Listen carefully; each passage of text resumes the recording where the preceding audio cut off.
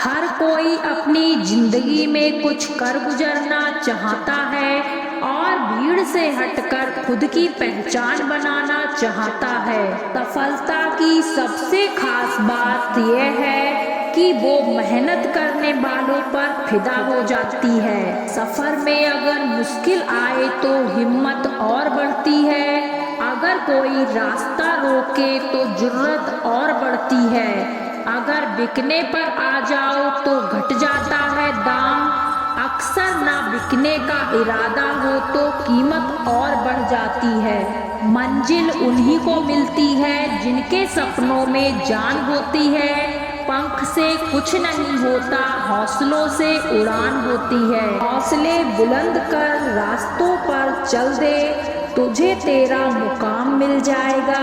बढ़कर अकेला तू पहल कर, देख कर तुझको काफिला खुद बन जाएगा। इंतजार करने वालों को सिर्फ उतना मिलता है जितना कोशिश करने वाले छोड़ देते हैं। मेहनत इतनी खामोशी से करो कि सफलता शोर मचा दे। जीतने वाले कुछ अलग चीजें नहीं करते, बस वो चीजों को अलग तरीके से करते हैं। श्रीमद् भगवत गीता एकमात्र ऐसा ग्रंथ है जो मनुष्य को जीने का सही ढंग बताता है। गीता का सार संपूर्ण जीवन दर्शन है। गीता जीवन में धर्म, कर्म और प्रेम का पाठ पढ़ाती है। गीता जीवन में धर्म, कर्म और प्रेम का पाठ पढ़ाती है। गीता संपूर्ण जीवन दर्शन है और इसका अनुसरण करने वाला व्यक्ति जीवन में कभी निराश नहीं होता है। गीता के उपदेश का अनुसरण करने वाला व्यक्ति जीवन में कभी असफल नहीं होता है।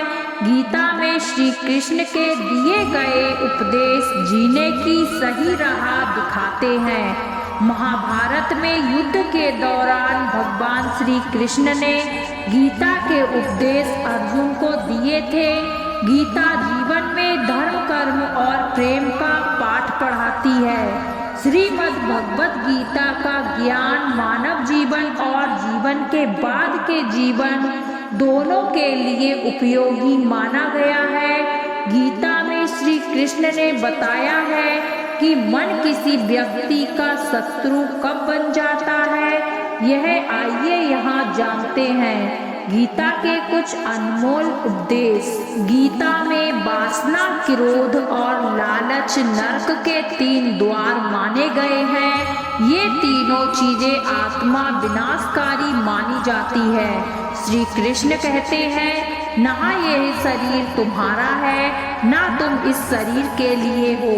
यह शरीर अग्नि, जल, वायु, पृथ्वी और आकाश से बना है और अंत में इसी में मिल जाएगा, परंतु आत्मा स्थिर है। फिर तुम क्या हो?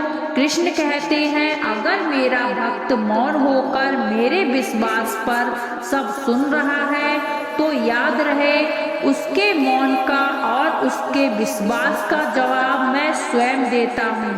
अर्जुन को भगवान कृष्ण कहते हैं कि हे मनुष्य, तुम अपने आप को भगवान को अर्पित कर दो। यह सबसे उत्तम सहारा है। जो इसके सहारे जानता है वह भय, चिंता और शोक से हमेशा के लिए मुक्त हो जाता है। गीता के अनुसार किस्मत का लिखा आपसे कोई छीन नहीं सकता। अगर ईश्वर पर भरोसा है तो आपको वो सब मिलेगा जिसके आप हकदार हैं। भविष्य का मजाक मत उड़ाओ। किसी के वर्तमान को देखकर उसके भविष्य का मजाक मत उड़ाओ, क्योंकि समय में इतनी शक्ति है कि वो कोयले को भी धीरे धीरे हीरे में बदल देता है। गीता में श्री कृष्ण कहते हैं कि जो मन को नियंत्रित नहीं करते हैं उनके लिए वह शत्रु के समान कार्य करता है। हमारा कर्म करता है भाग्य निर्धारित। गीता में कहा गया है कि परमात्मा कभी किसी का भाग्य नहीं लिखते हैं। जीवन के हर एक कदम पर हमारी सोच, हमारा व्यवहार और हमारा कर्म ही हमारा भाग्य निर्धारित करते हैं। श्री कृष्ण कहते हैं कि व्यक्ति का जन्म अगर पृथ्वी पर हुआ है तो संघर्ष भी उसे करना ही होगा। मानव जीवन में आकर ईश्वर भी सांसारिक चुनौतियों से बच नहीं सकते। ऐसे में परिस्थितियों से भागने के बजाय उसके सामने डटकर खड़े हो जाना चाहिए, क्योंकि कर्म करना ही मानव जीवन का पहला कर्तव्य है। भगवत गीता का ज्ञान कर्म पर आधारित भगवान श्री कृष्ण ने भी गीता उपदेशों में बिना किसी भय या चिंता के कर्म करते रहने की बात कही है। ऐसा कहा जा सकता है कि गीता ज्ञान के माध्यम से श्री कृष्ण ने मनुष्य को जीवन जीने का सही तरीका सिखाया है। कर्म से होकर परमात्मा तक जाने वाले मार्ग को उन्हीं ने बताया है। श्री कृष्ण का संपूर्ण जीवन ही एक प्रबंधन की किताब है, जिसमें प्रत्येक व्यक्ति के लिए जीवन जीने के लिए श्रेष्ठतम सूत्र हैं। कृष्ण का मानना है कि अगर व्यक्ति मस्तिष्क को शांत और हृदय को स्थित रखे कर प्रयास करे तो निश्चित तौर पर एक उत्तम परिणाम की ओर अग्रसर हो सकता है। विजय के लिए स्वास्थ्य की आवश्यकता। श्री कृष्ण का मानना है कि व्यक्ति को विजय हासिल करने के लिए स्वस्थ रहना जरूरी है, क्योंकि स्वस्थ शरीर से बल प्राप्त होता है और दिमाग भी विपरीत परिस्थितियों में तीव्रता से चलता है, जिसके कारण व्यक्ति हर लड़ाई में सफलता पाता है। किताबी पढ़ाई से ज्यादा जरूरी है रचनात्मक शिक्षा।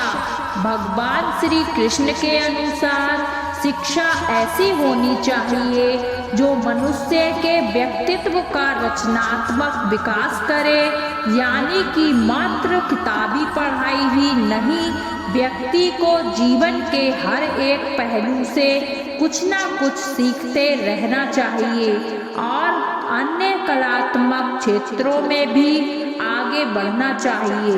रिश्तों की बहुमूल्यता समझें। भगवान श्री कृष्ण ने जीवन भर कभी उन लोगों का साथ नहीं छोड़ा जिसको मन से अपना माना। रिश्तों के लिए कृष्ण ने कई लड़ाइयाँ लड़ी एवं रिश्तों से ही कई लड़ाइयाँ जीती।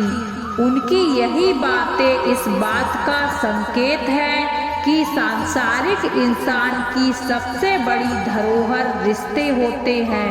शांति ही है सबसे बड़ा हथियार। कृष्ण ने महाभारत युद्ध के पहले शांति से समझौता करने के लिए पांडवों और कौरवों के बीच मध्यस्थता की। हालांकि दोनों ही पक्ष युद्ध लड़ने के लिए आतुर थे, लेकिन कृष्ण ने हमेशा चाहा कि कैसे भी युद्ध टल जाए। झगड़ों से कभी समस्याओं का समाधान नहीं होता है। शांति के मार्ग पर चलकर ही समाज का रचनात्मक विकास हो सकता है। कृष्ण ने समाज की शांति से मन की शांति तक दुनिया को ये समझाया कि कोई भी परेशानी तब तक टल नहीं सकती जब तक वहाँ शांति ना हो, फिर चाहे वो समाज हो या हमारा खुद का मन। अगर जीवन जीने के तरीके को किसी ने परिभाषित किया है तो वो है कृष्ण। कर्म से होकर परमात्मा तक जाने वाले मार्ग को उन्हीं ने बताया है। संसार से वैराग्य को सिरे से नकारा, कर्म का कोई विकल्प नहीं, ये सिद्ध किया। कृष्ण कहते हैं, मैं हर हाल में आता हूँ। जब पाप और अत्याचार का अंधकार होता है तब भी, जब प्रेम और भक्ति का उजाला होता है तब भी, दोनों ही परिस्थिति में मेरा आना निश्चित है। वैसे तो कृष्ण का संपूर्ण जीवन ही एक प्रबंधन की किताब है। जैसे सैकड़ों हजारों बार कहा सुना जा चुका है, कुरुक्षेत्र में दो सेनाओं के बीच खड़े होकर भारी तनाव के समय कृष्ण ने अर्जुन को जो ज्ञान दिया वो दुनिया का सर्वश्रेष्ठ ज्ञान है। गीता का जन्म युद्ध के मैदान में दो सेनाओं के बीच हुआ। जीवन की श्रेष्ठतम बातें भारी तनाव और दबाव में ही होती हैं। अगर आप दिमाग को शांत और मन को स्थिर रखने की कोशिश करें तो सबसे बुरी परिस्थितियों में भी आप अपने लिए कुछ बहुत बेहतरीन निकाल पाएंगे। ये कृष्ण सिखाते हैं। गीता पढ़ने से पहले अगर इसी बात को समझ लिया जाए तो गीता पढ़ना सफल हुआ। कृष्ण का जीवन ऐसी ही बातों से भरा पड़ा है। जरूरत है नजरिए की। उनका जीवन आपके लिए मैथोलॉजी का एक हिस्सा मात्र भी हो सकता है और आपका पूरा जीवन बदलकर रख देने वाला ज्ञान भी। आनंद मनुष्य के भीतर ही निवास करता है, परंतु मनुष्य उसे स्त्री में, घर में और बाहरी सुखों में खोज रहा है। श्री कृष्ण कहते हैं कि भगवान उपासना केवल शरीर से ही नहीं बल्कि मन से करनी चाहिए। भगवान का बंधन उन्हें प्रेम बंधन में बांधता है। मनुष्य की वासना ही उसके पुनर्जन्म का कारण होती है। इंद्रियों के अधीन होने से मनुष्य के जीवन में विकार और परेशानियां आती हैं। संयम यानी धैर्य, सदाचार, स्नेह और सेवा जैसे गुण सत्संग के बिना नहीं आते। श्री कृष्ण कहते हैं कि मनुष्य को वस्त्र बदलने की आवश्यकता नहीं है, आवश्यकता है तो हृदय परिवर्तन की। जवानी में जिसने ज्यादा पाप किए हैं उसे बुढ़ापे में नींद नहीं आएगी।